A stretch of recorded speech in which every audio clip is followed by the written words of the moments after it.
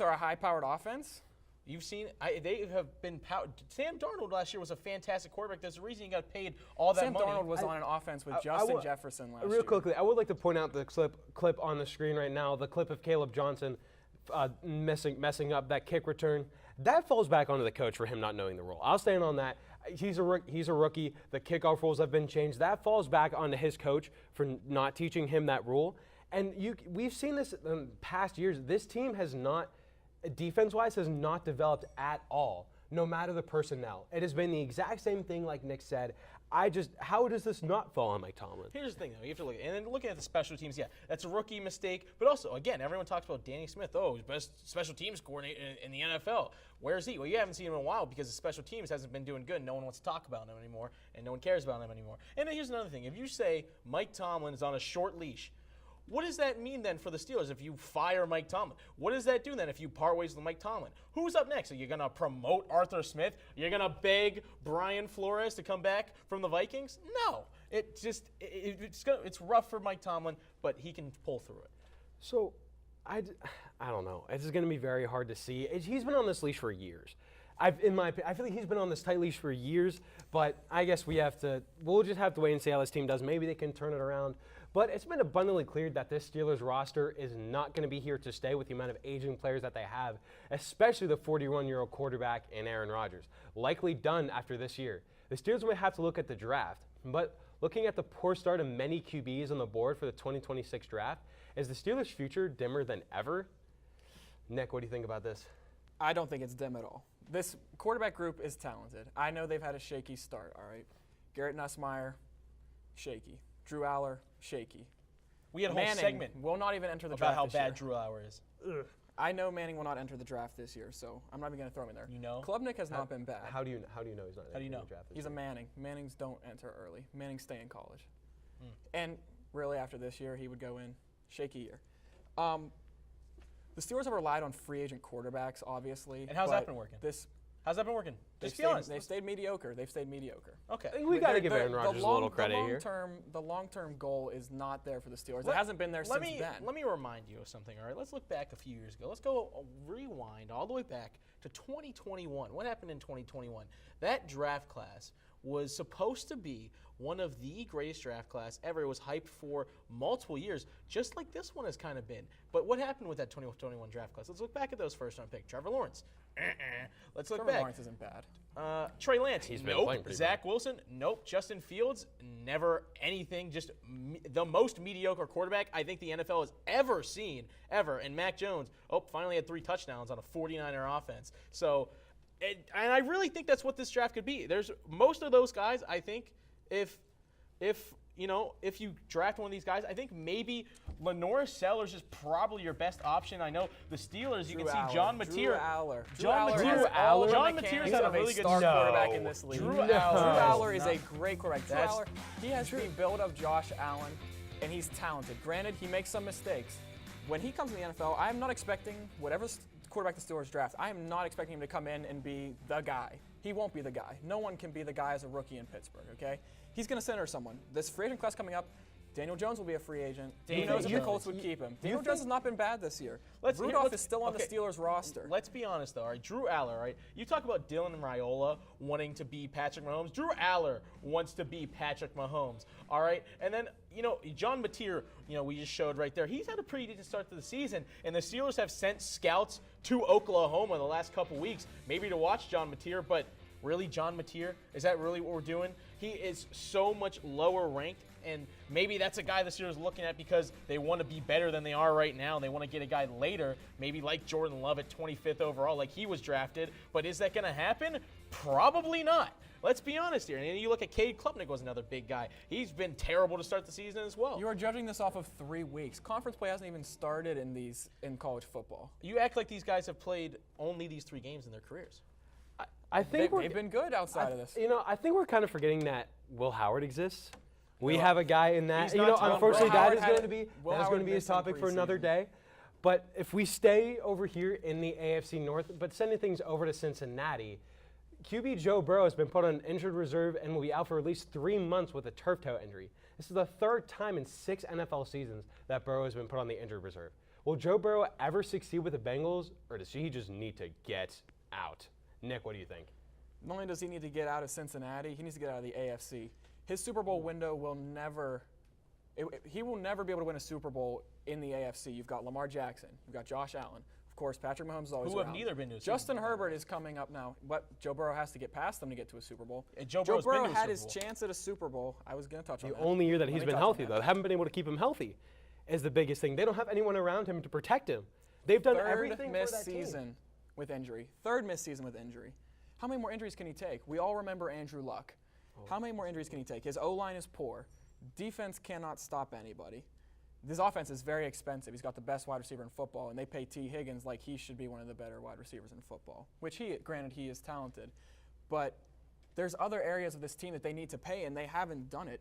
If Burrow's healthy and the O-line and defense improves, maybe. His contract's up in 2029.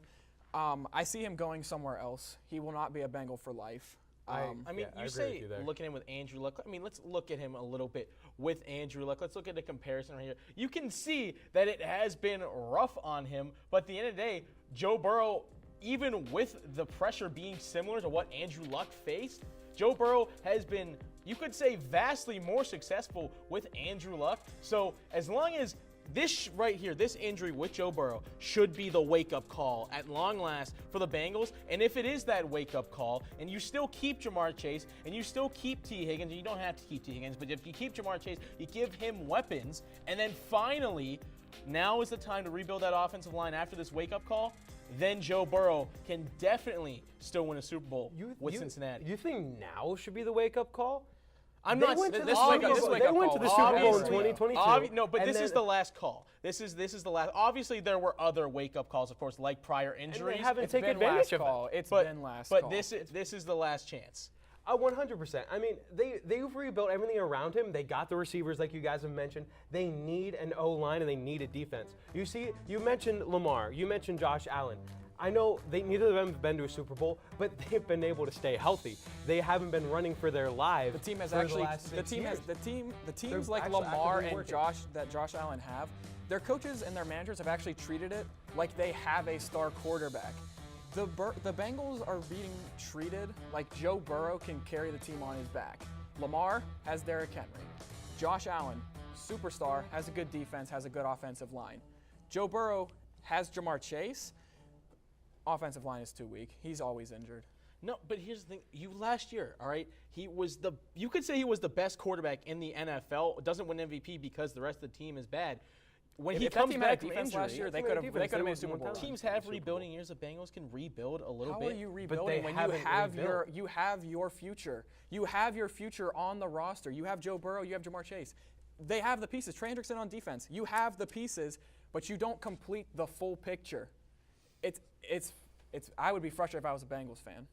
100% you would want to be frustrated if you're a Bengals fan. But coming up next on Sports Talk in the Burgh, the QB Mountain is back. Casey takes a crack at the QB Mountain 2 weeks into the NFL season. Don't go anywhere. I'm really pissed.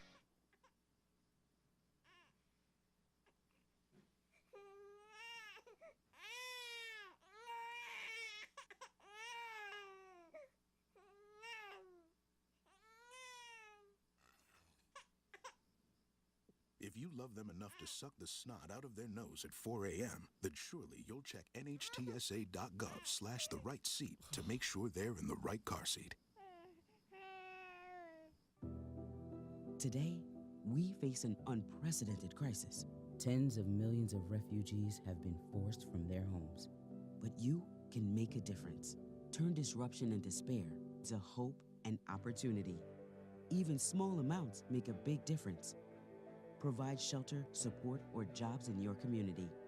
The more we understand, the greater sense of belonging we create. Act now. Visit supportcrisisrelief.org. I don't want to talk about it.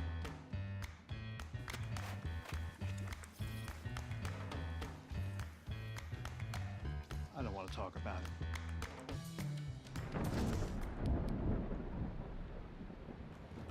Families don't have to talk about everything, but they should talk about how to plan for an emergency. Get tips and resources to make your family's emergency plan. Welcome back to Sports Talk in the Burgh. It's now time for Caden's. Oh wait, that guy's gone. Casey's quarterback mountain. Casey, take it away. Thanks, Brett. Good evening, everyone. 2 weeks in the NFL have passed, and there have been a lot of highs and a lot of lows so far in the NFL season. These guys throwing the pigskins, they have been going around, and some of them have looked good, some of them have looked bad. Let's take a quick look at the last QB mountain you saw at the end of last season. This one was from our now retired friend Finn. Let's take a quick check on this. Well, if we don't take a check on it, let's just say Kyler Murray was on that mountain. You're not going to see Kyler Murray on this mountain. That is for sure. All right, let's get right into my QB mountain because that is what we have. Let's look at the first row here in order. We have Drake May, Bo Nix, Aaron Rodgers, Dak Prescott, and Matthew Stafford. Now, looking at that last slot, I was scoping out and honestly did not feel like anyone really deserved it. Trevor Lawrence is no good. Penix hasn't had a great start this season. Don't get me started on what Geno Smith did the other night. But Drake May against the Dolphins this week was 19 for 23, had 2 touchdowns, and got the win. He's still an up-and-coming guy on a team trying to find its identity, and I have respect for him. Bo Nix had a good bounce-back week, even with the loss that wasn't really his fault. It was the special team's fault. Aaron Rodgers is on here. He was probably the best player for the Steelers against the Seahawks. I won't be surprised if Rodgers keeps moving up the mountain this season. Dak Prescott's passing prowess has been on display the first 2 weeks of the season, showing why he was a former MVP candidate. Now, as for Matt Stafford, it feels like he's just sort of lived in that ranking for most of his career, right there around that 10 to 11 slot. So good for Matt Stafford, I guess. Now on to our next row. And this one might be the most controversial. We have Jalen Hurts, Daniel Jones, Jared Goff, and Patrick Mahomes. Now, if you were to ask me before the season about Jalen Hurts, I would have told you he gets too much disrespect, and this team cannot succeed without him. Now, after watching the Eagles get 2 wins against good opponents, where he had a total of 253 passing yards and 0 passing touchdowns, I realized that just about anyone with legs that can throw a ball and can get their little tushy pushed can get this Philly team to victory. Now, let's talk about Daniel Jones. We gotta. This guy has led the Colts to 2 wins and set an NFL record with 10 consecutive scoring drives to open the season. I have to respect the guy who has had an incredible comeback and lost me $150 on a parlay this weekend. Now, Jared Goff is efficient as always, and even while stat padding against the Lions, he has been good this season. Now, on to Mr. Mahomes.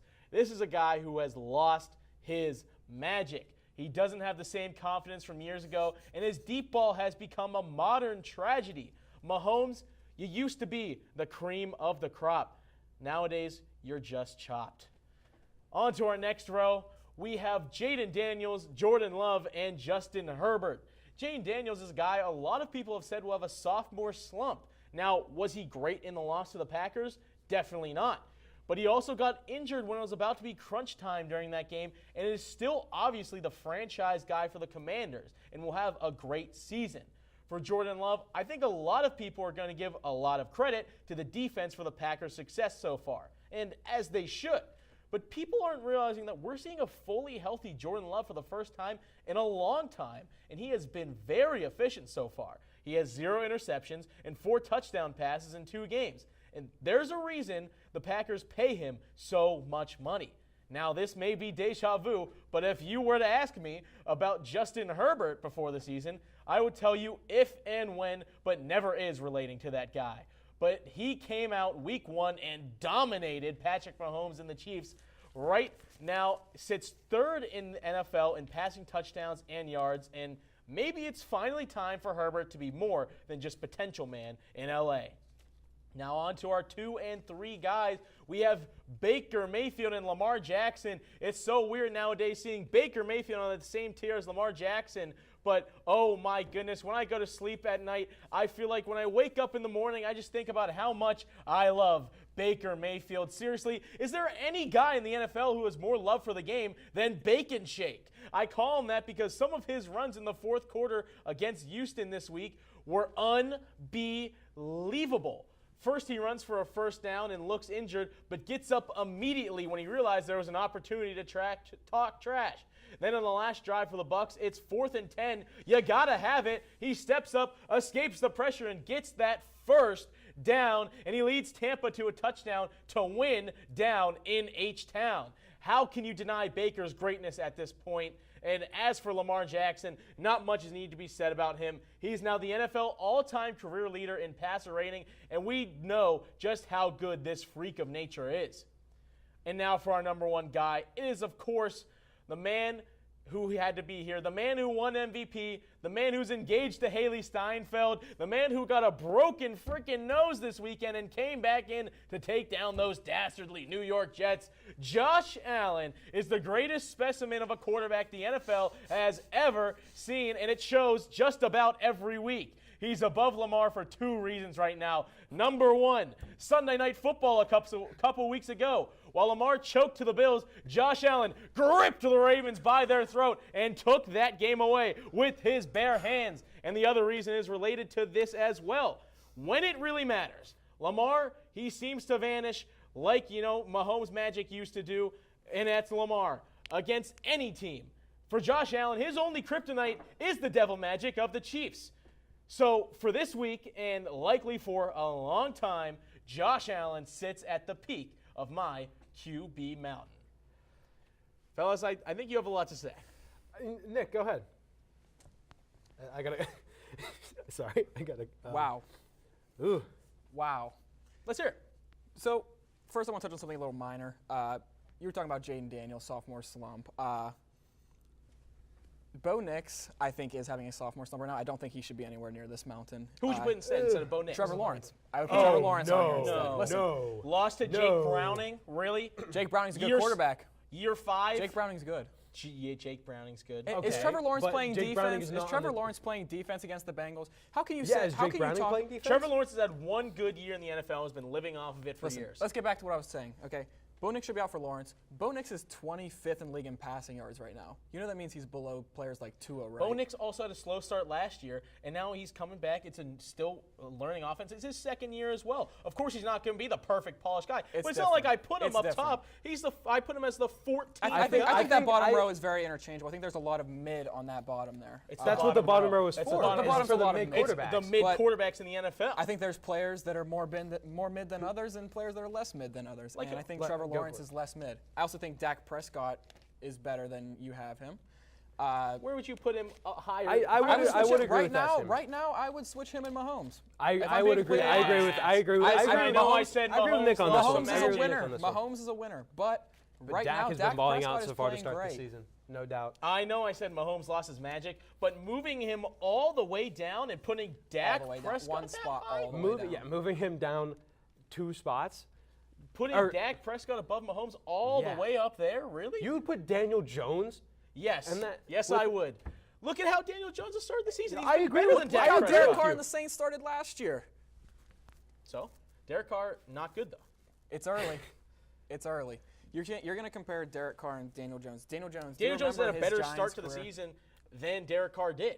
He's been very efficient so far, unbelievably efficient so far, has melded perfectly with the Colts offense. We haven't even touched on the top of your mountain yet. We're still arguing about all these. What's all wrong these with the guys at top? What's bottom. wrong with? I feel like I'm switching sides constantly here, but what is wrong with the top of the mountain here, Nick? Well, I like Baker Mayfield. Okay, I think love Baker Mayfield's a great guy. But Justin Herbert is the guy right now. I personally, Justin Herbert could be an MVP conversation type of guy I'll be this honest year. with you. You know, when it came down to it, I was switching those guys a lot between that 3rd and 4th slot. And again, like I said, Justin Herbert for the season, I would have probably had him maybe 2 rows down. I didn't like him that much, but wow, has he started the season fantastic. I think that could be a good reason why he's in that number 4 spot is because we're seeing the kind of reemergence of Justin Herbert, where you see Baker's been balling. Baker's been balling since he started with the Bucs. Since he joined the Bucs, Baker most passing yards and touchdowns in the NFL. Now, I think I'm about to say something that I'm immediately regret here, because I am a D1 hater of this player. But no Russell Wilson off of this. None. Wrap it up. Russell Wilson in 2025. Okay, I don't think I want to get flamed. too much. We're done with QB Mountain. You ruined it. Okay, I apologize. That might have been a stinker pick. But whenever we come back on Sports Talk in the Burgh, we will take a trip back to the spring to go over some old takes. So don't go anywhere.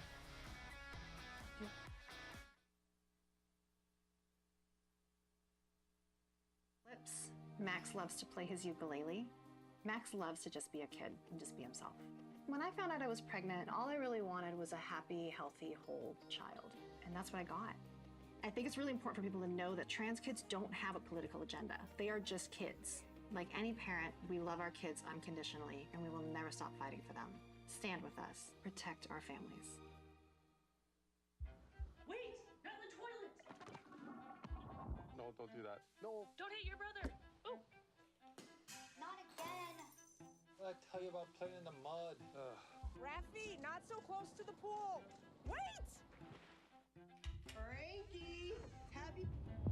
What are you doing? We told you never to touch the gun! I'm sorry, I didn't think it was that big of a deal. You could have hurt yourself! Safely store your guns. Unload, lock, and away from ammo.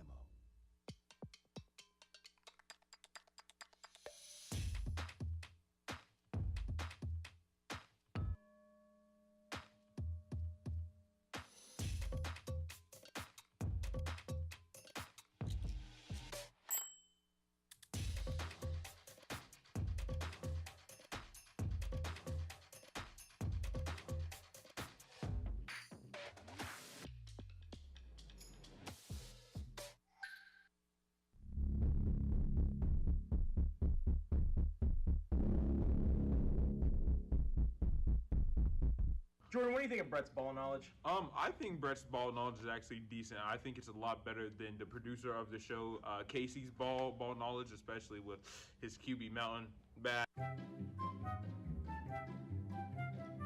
There's been a few takes where it's been very questionable, but then also I've heard him say some pretty good things. I think he may have played one game before.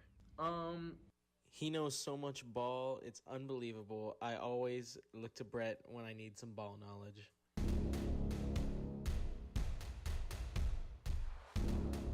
Why, hello everyone. It is great to see you again. It is your favorite delusional Pittsburgh fan, Brett McGulick, here to specifically talk about some good old Buccos baseball. Now, tomorrow is opening day, so another season of pain and despair is on the horizon for us Pittsburgh fans. Well, actually, maybe not. Here are 3 takes I have about the Buccos 2025 season, some being a little spicier than others. But without further ado, let's get into it.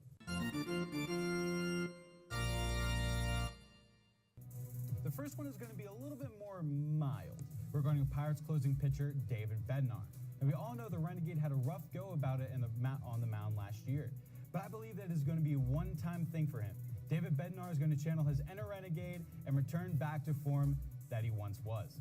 David Bednar, Mars product, loves Pittsburgh, comes out to Renegade, hasn't done well enough at his job, unfortunately, over the last year plus. David Bednar has been optioned to AAA. Yankees are finalizing the deal to acquire closer David Bednar from the Pirates. Sources telling Jeff and ESPN deal is pending medical review. We may all be back on the Renegade train. Choo-choo. Choo-choo.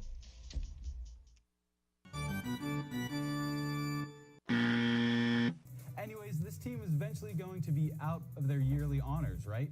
Including the team MVP. And you know who the team MVP will be? O'Neal Cruz. Hear me out on this one, okay?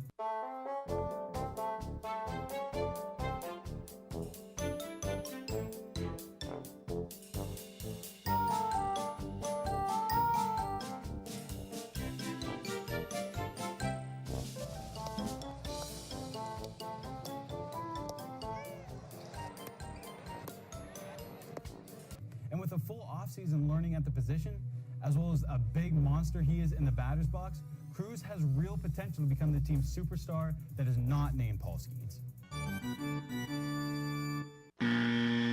Things have heated up just a little bit, right? But get ready for this one. The Pittsburgh Pirates will be an above 500 team this year. Now, I know what you're all thinking. Oh, this is just one of Brett's Pittsburgh guy delusions again. And you're probably right.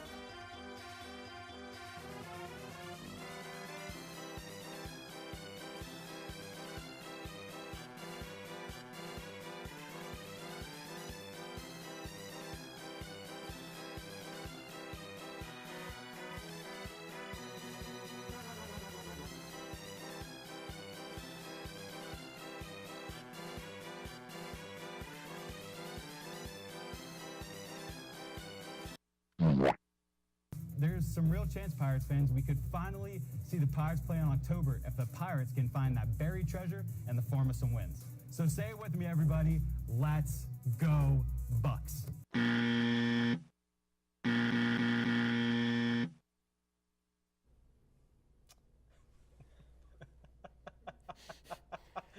Surprise, surprise. The Pirates are bad again. Wow, Brett. You know, what do you have to say for yourself? I need to stop spending money on the Pirates, man. I heard you were at the game recently. You know, I was at the game, and my MVP, Mr. O'Neal Cruz, hit a triple in the first inning, and then he struck out 3 times. You know, here's the thing. That sounds like some MVP level stuff there. 3 takes so bad, we had to revisit them for the first time ever on Sports Talk. Like, we just, hey, that's a bit. You know, shake my hand. You know, I would just like to say I will never be shaving again. Oh, baby Brett. Baby Brett was there. I think that's the only thing I'm maybe you've matured now and realized that you can't rely on the Pirates. You know, I honestly, after yesterday, I think I've learned to stop. That's it. Just stop. Well, thank you so much for tuning in to Sports Talk in the Burgh this week. We will see you next time.